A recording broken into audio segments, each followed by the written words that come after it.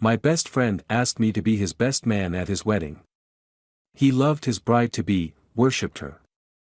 But 2 weeks before the ceremony, I accidentally saw her at a restaurant, sitting on another man's lap. Instead of telling him everything right away, I prepared a special surprise for her.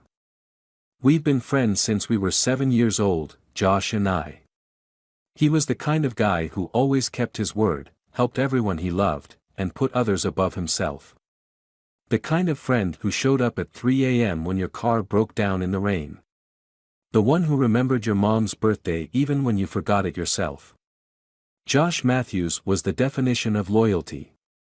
When he met Lauren Prescott at a mutual friend's housewarming party 3 years ago, something changed in him. I'd seen him date before, nice girls, smart girls, but Lauren was different. She captivated him from the first conversation. "She's the one, Mike," he told me that night after they'd exchanged numbers. His eyes had this certainty I'd never seen before. "I just know it." I was happy for him, of course. What kind of friend wouldn't be? But something about Lauren always felt calculated. The way she laughed a beat too late at jokes. How her smile never quite reached her eyes when Josh wasn't looking directly at her. Little things, nothing I could point to specifically, nothing that would make sense if I tried to explain it to Josh. For 3 years, I kept my concerns to myself. Josh was happier than I'd ever seen him.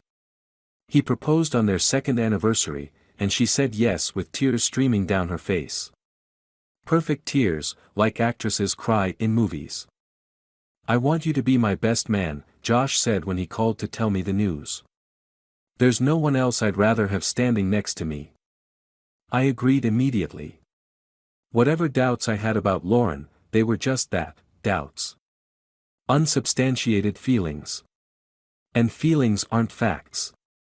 The wedding was set for June 15 at the Bellevue Gardens in Denver, an upscale venue with mountain views and manicured lawns that cost more than most people's monthly salary just to maintain. Josh had been saving for it since the engagement. Lauren's parents contributed too, though considerably less than they'd initially promised. Another red flag I chose to ignore. 2 weeks before the wedding, I was having dinner at Marcello's, this new Italian place downtown everyone had been raving about.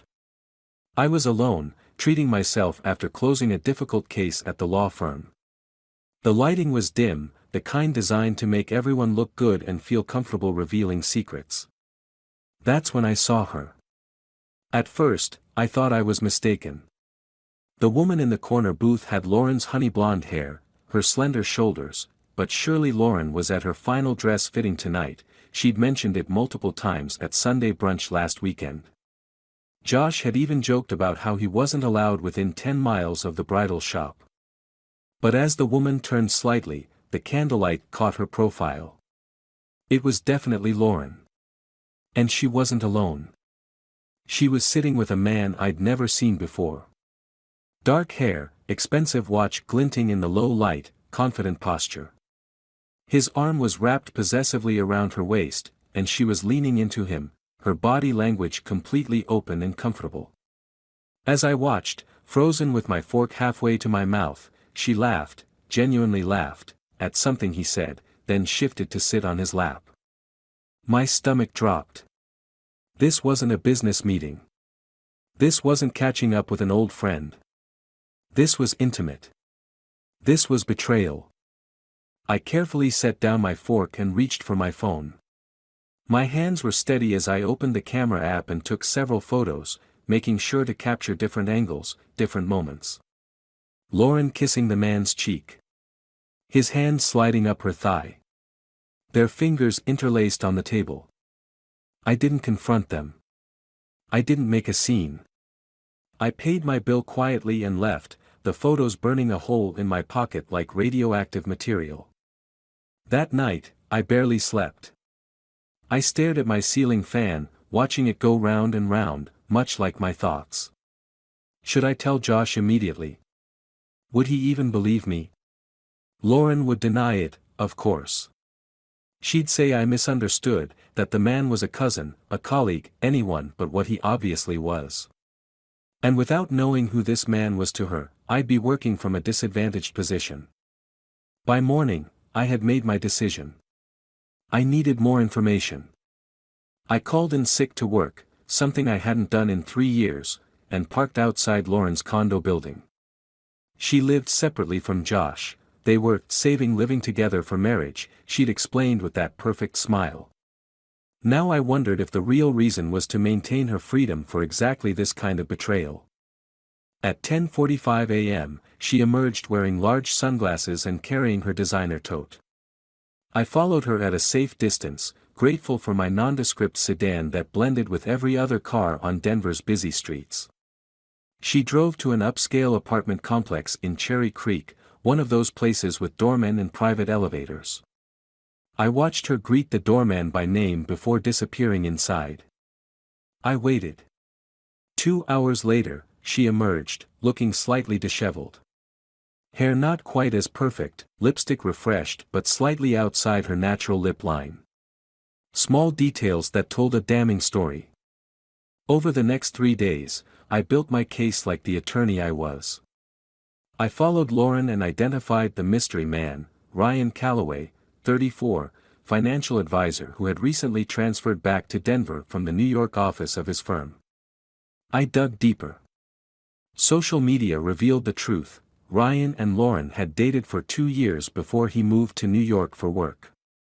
According to mutual friends' comments on old photos, they had been the perfect couple until distance pulled them apart. Except Ryan was back now.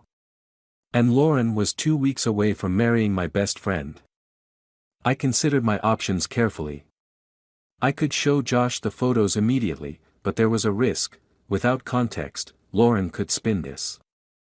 Say it was an innocent reunion with an old friend. One last meeting for closure before her wedding. Josh, who loved her completely, might believe her. He might even resent me for trying to sabotage his happiness. No, this required something more definitive. Something she couldn't explain away or deny. I contacted Sarah Winters, the wedding planner Josh and Lauren had hired. Under the guise of preparing a special surprise for the couple, I requested the addition of a large projection screen and high-quality projector for the reception. Sarah was thrilled with my apparent thoughtfulness. "It's going to be so special," she gushed. "A tribute video?" "Something like that," I said, my voice steady. "A celebration of their relationship and what brought them to this day." In a way, it wasn't even a lie. During the remaining days before the wedding, I maintained my regular best man duties. Bachelor party. Rehearsal dinner. Verbal support and reassurance when Josh called at midnight, not with cold feet but with overwhelming emotion about how lucky he was. "I still can't believe she chose me," he said, his voice thick with gratitude that made my chest ache. Meanwhile, I continued my surveillance. Lauren met Ryan 3 more times before the wedding. I documented everything. I also gained access to their text messages, not through any illegal hacking, but because Lauren had used Josh's laptop once while her phone charged, and her iMessage had remained logged in. The conversations were explicit, both in their physical relationship and in their plans. Ryan had returned to Denver permanently 2 months ago. They had reconnected immediately. And Lauren had no intention of canceling her wedding to Josh. "Jay has family money coming when his grandfather passes," she'd texted Ryan. "The old man is 92 and on his last legs. Once I'm legally Mrs. Matthews, we'll have options." The rage I felt reading those words was like nothing I'd experienced before. This wasn't just cheating. This was calculated, cold-blooded exploitation of the best person I knew. The wedding day arrived, sunny and clear. Denver's June weather delivering its perfect best, as if nature itself had been hired by the wedding planner. I stood in the groom's suite, helping Josh with his bow tie, watching him practically vibrate with happiness. "You doing okay?" he asked me, misreading my quietness as nerves about my best man's speech. I smiled and clapped him on the shoulder. "Never better. Today's going to be unforgettable." The ceremony was picture perfect. Bellevue Gardens had outdone themselves. White chairs on immaculate lawn. Mountains framing the scene like a painted backdrop. Lauren walked down the aisle in a designer gown that cost more than some people's cars, looking every bit the blushing bride. Josh's eyes filled with tears when he saw her. I stood beside him, ring in my pocket, smile firmly in place, thinking about the USB drive also in my pocket. Containing truth. Containing destruction. They exchanged vows. Josh's were heartfelt, spontaneous, genuine.